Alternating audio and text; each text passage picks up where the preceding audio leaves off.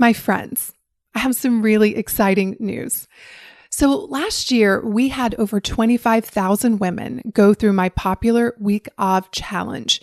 We did a week of joie de vivre and we did a week of gratitude. And we have a brand new week of coming up really soon. And this time, it's a week of love.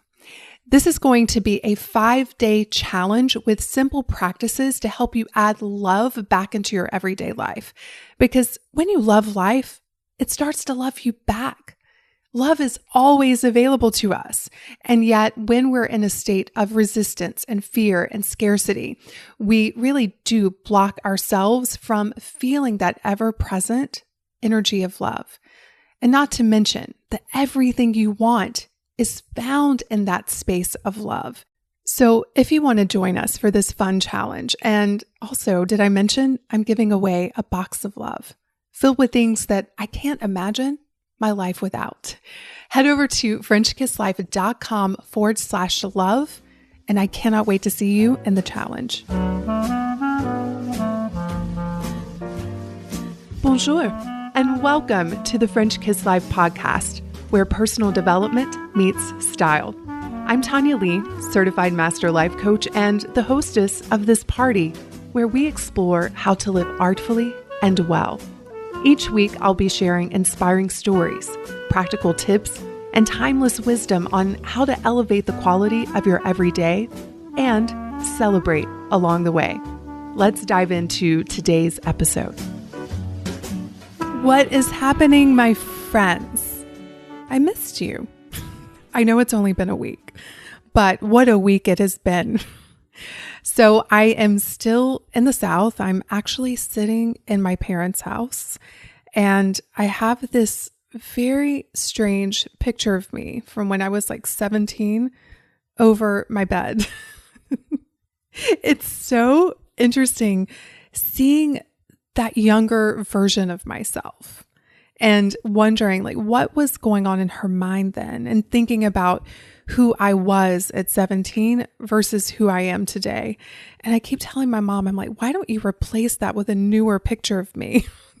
And she's like, no, she loves this picture. It's me and my brother side by side, but they're everywhere.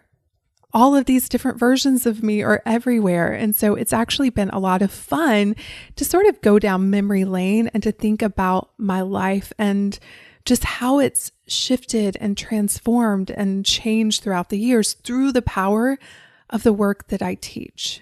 So that's what's up. And it's really funny because I had planned to visit my mom and surprise her for her birthday, which is on Valentine's Day.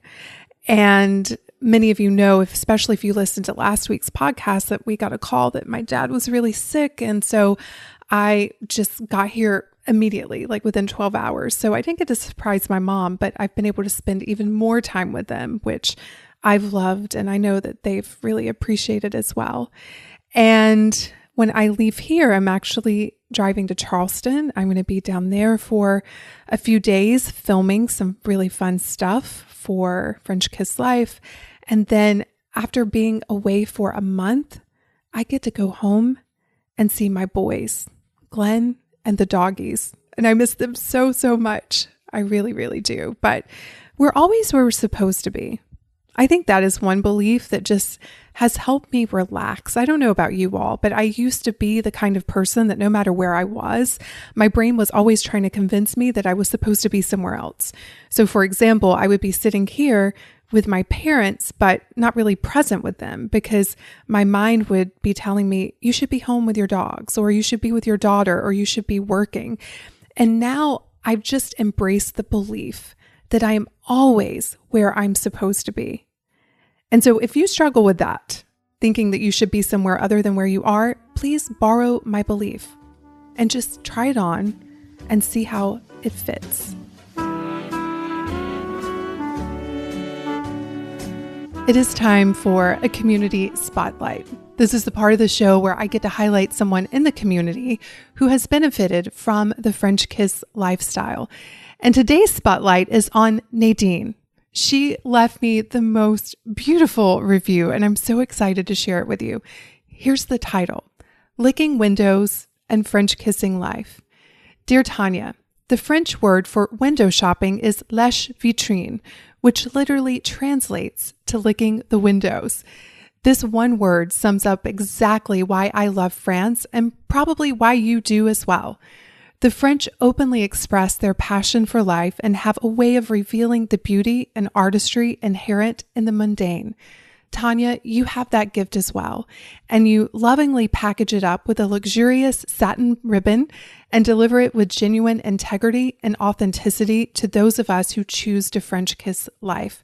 For that, I want to thank you from the bottom of my heart. Though I am new to your work, it already has touched me deeply and inspired me to live as the best version of myself. I am a certified chocolate sommelier, starting a new business and soaking in your powerful message at this pivotal time in my journey truly feels like unearthing a treasure box. It doesn't matter that we have not yet met. Like a trusted friend and mentor and advisor, I know you wish me success. With compassion and generosity, you will continue to offer me brilliant encouragement and insight to live artfully and well as I pursue my own version of beautiful magic. Like you, I adore Paris and hope to join your retreat in the future. Just holding that image in my mind delights me. How fun it would be to join a community of open-hearted, window-licking French kissers of life in the city of light and love with you as the magnificent hostess of our party. With gratitude and love. Nadine, my friend, thank you so much for that beautiful, beautiful review. And I just adore lèche vitrine, literally licking the windows. And I think about how that applies to our lives, right? Are we like really at the window of our life and really looking into what is possible and falling in love with that possibility? Or are we just rushing down the streets? Are we just in same old patterns? Are we not stopping and asking the questions of what would I love to do? What lights up my soul? What brings me joy? And then focusing on doing more of that in our everyday lives. So again, Nadine, thank you from the bottom of my heart. And hey, listen. If French Kiss Life has touched your life, I would love to hear from you. You can leave a review on iTunes or Stitcher, or you can send me a message on Instagram. But I love, love, love hearing from this community. And hey, I may feature you in an upcoming Community Spotlight. In this episode, I want to talk about what gets to end with you.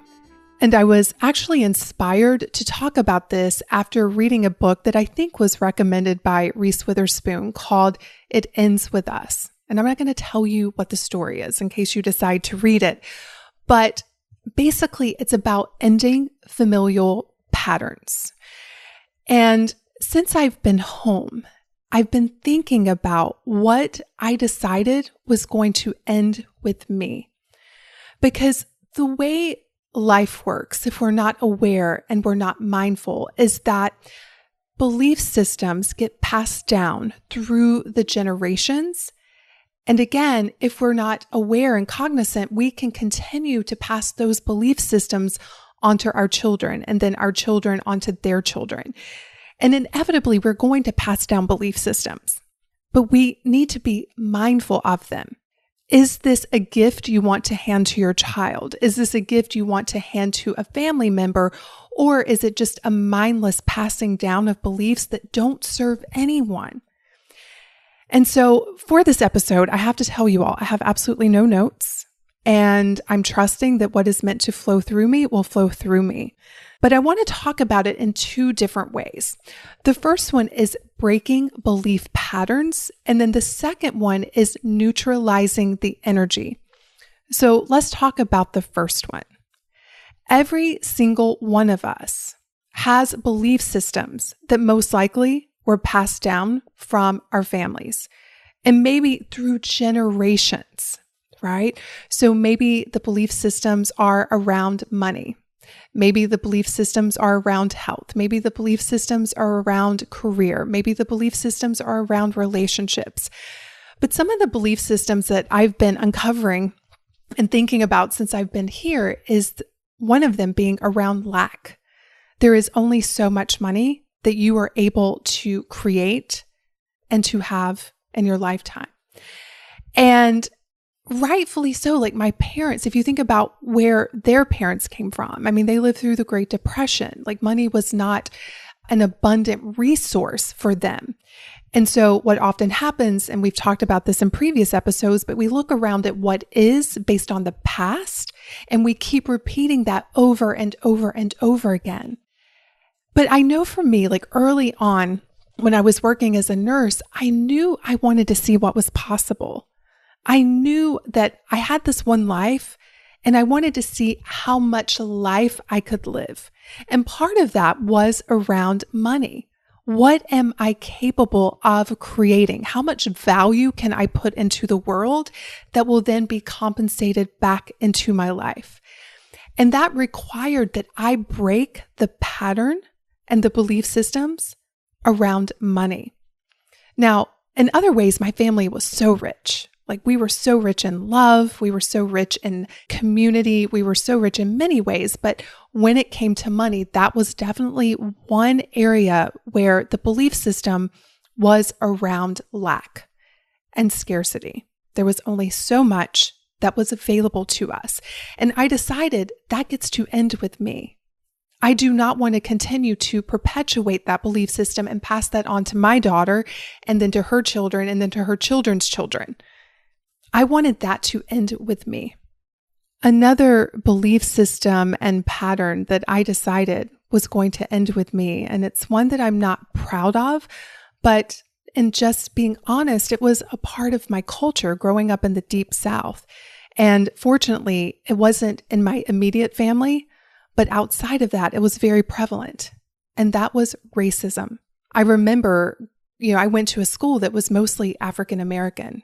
Some of my closest friends were African American. And so we would play together. They would braid my hair in school and I called them my friend. And yet when I was around other people, they would say things that just did not make sense to me. And as a child, you're really confused. You're like, wait, I'm going to this church that preaches love, but some of the people sitting in that church aren't being so loving, right? And I decided early on that is going to end with me. That was not a belief system that I was going to pass down to my daughter. That was not a belief system that felt true for me. Because here's the thing, anything that's not love is not our truth. So yeah, I decided that one was going to stop with me. No more, no further. Another belief system and then pattern that stopped with me was around health. I grew up in a family that we showed love through fried chicken and collard greens. Now, granted, I love me some fried chicken and I love me some collard greens. However, when that becomes your everyday lifestyle and factor in also you're not exercising and really valuing your health, then what you begin to notice is this sort of incestuous belief system that your body's just doing what it does and you have no control over it. And many times I've heard people in my family say, yep, just getting older. And I'm thinking, oh my goodness, you have so much impact on how you age. You can affect your health in a positive way, but we never question these belief systems. We never ask ourselves, does this make sense? Does this serve me? Does this feel like love? And I feel like for me, just going through the whole weight struggle that I went through was the way back to health. And it was a rocky ride to get there. But I had to experience the contrast of what I didn't want to really understand what I did want, which was to value my health. And I had to break that familial pattern that really doesn't think about health. You just live your life, you eat, you be merry, and just hope it works out for you. And so I decided early on that that gets to end with me. And so when I look at how my daughter was raised, eating healthy organic foods, working out, like she was playing tennis every day and not doing it from a place of you need to look a certain way, but just you have this one body, love it, take care of it, use it, move it, and value it, right? And so when I look at my daughter, I think that's the really interesting part is I can see how I was the stopping point for so many belief systems by looking at my daughter and how she thinks and how she lives versus had I not been the one that said, hey, this stops with me, she would have continued my patterns without her own awareness, right?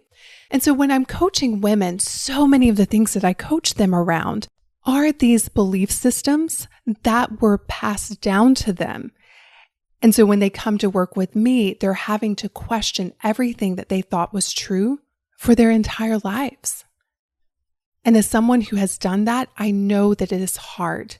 We have this cognitive dissonance where we're holding two beliefs and our brain wants to go to the one that is most familiar, even if it's not serving us. But with work and with practice, you literally can recreate your entire belief system. And these patterns that are not serving you and are not serving your families or your communities or the world, they get to end with you. So I want you to ask yourself, what belief system are you ready to let go of? What do you want to end with you? What do you not want to continue to perpetuate? What don't you not want to pass down to your children or to your loved ones? Maybe it's a history of tolerating abuse, verbal, physical, emotional. Maybe it is anger. Maybe your dad was angry or your mom was angry and you just learned early on that to be angry in the world is the only way to be. Maybe it is thinking that you must prove your worth. Maybe your dad's dad told him that when he was a young boy. And so he ended up making decisions that were out of alignment with his soul. Maybe he decided to go to law school when he really wanted to be an artist because he worked so hard to prove his worth. And then he passed that belief system on to you and you've been living it. Well, guess what? It gets to end with you. Or maybe your mother was always forsaking herself for everyone around her because she was taught that is how you show love and that is how you get love. And so you saw your mom taking care of everybody else and lo and behold, you've become your mother. Well, that gets to end with you too. Or maybe your mom's mom told her that she wasn't good enough or beautiful enough. And so your mom grew up thinking that about herself and without awareness. And because she was confused, because she was out of alignment with her own soul, she passed that on to you. And now you're sitting there thinking that you're not enough. That gets to end with you. Another one that I decided was going to end with me was fear-based religion. My whole life, I was taught that there was this big punishing God up in the heavens that was always judging me. And at any point, he could send me straight to hell. And it just didn't feel right. I was like, something is off here. On one hand, you all are telling me that he is my father and that he loves me. And then on the other hand, you're telling me that he would punish me for being a human and making mistakes. And so I had to do the spiritual work so that that ended with me.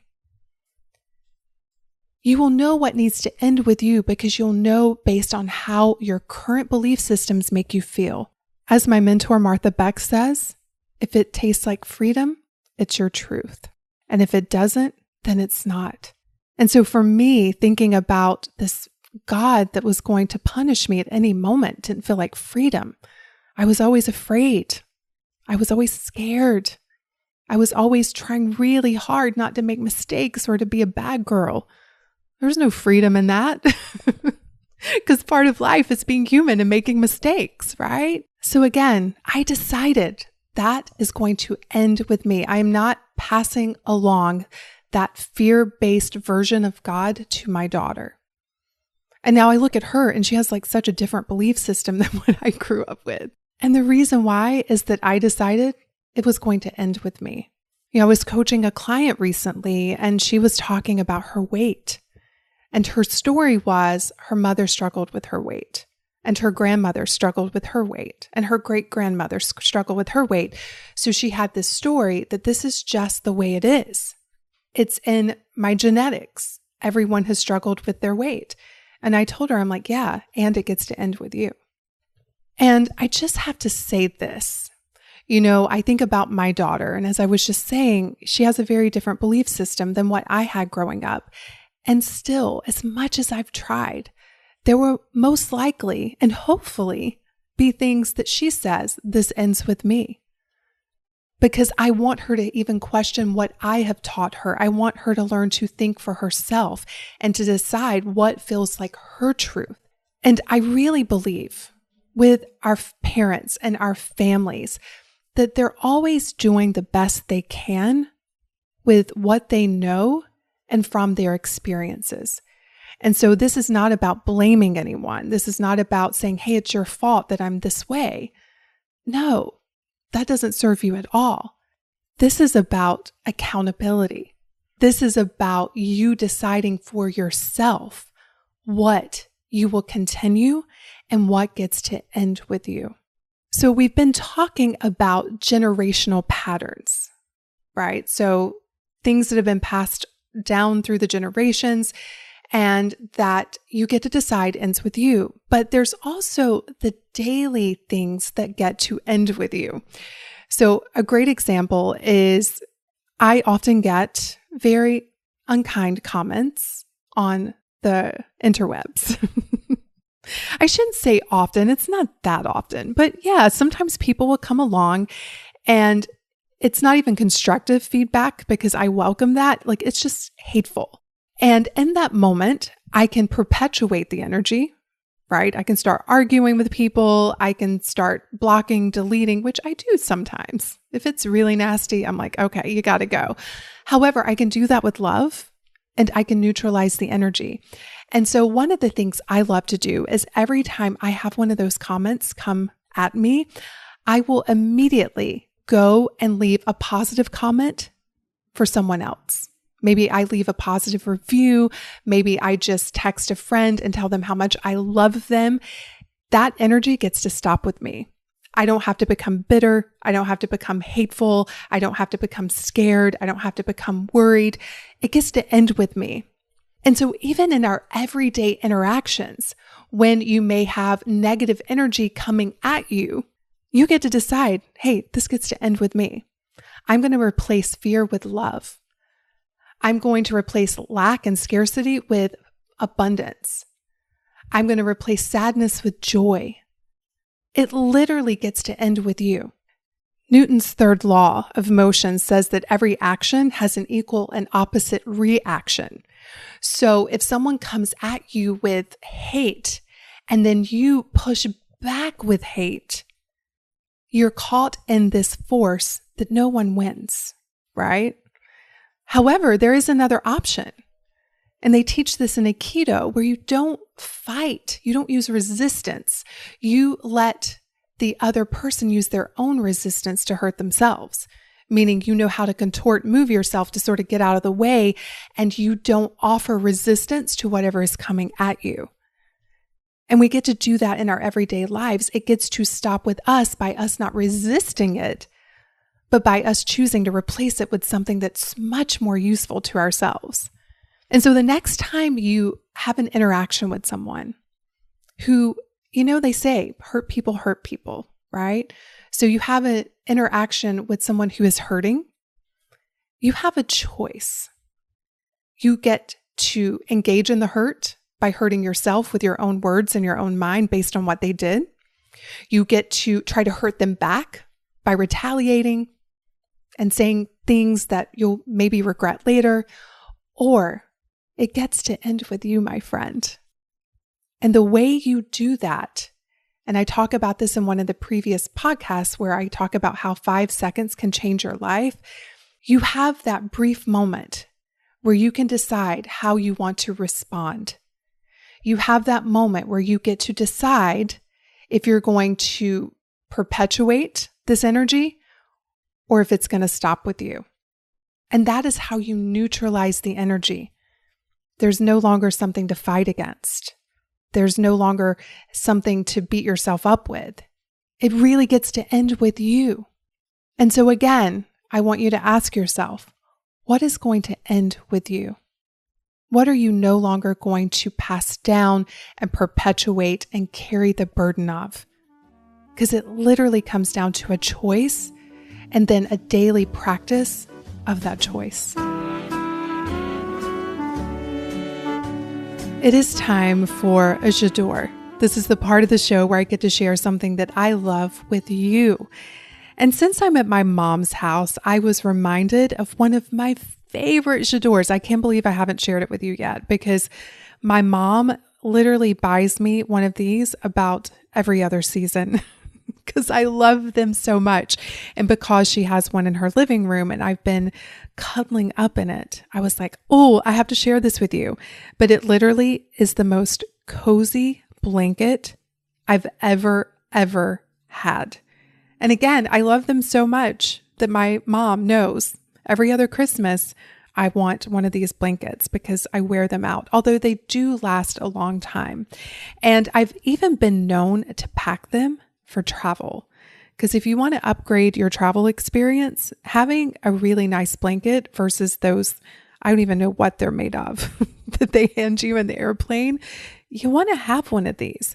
I have one in an antique rose. I have one in beige. I have one in gray, and I even have one in black.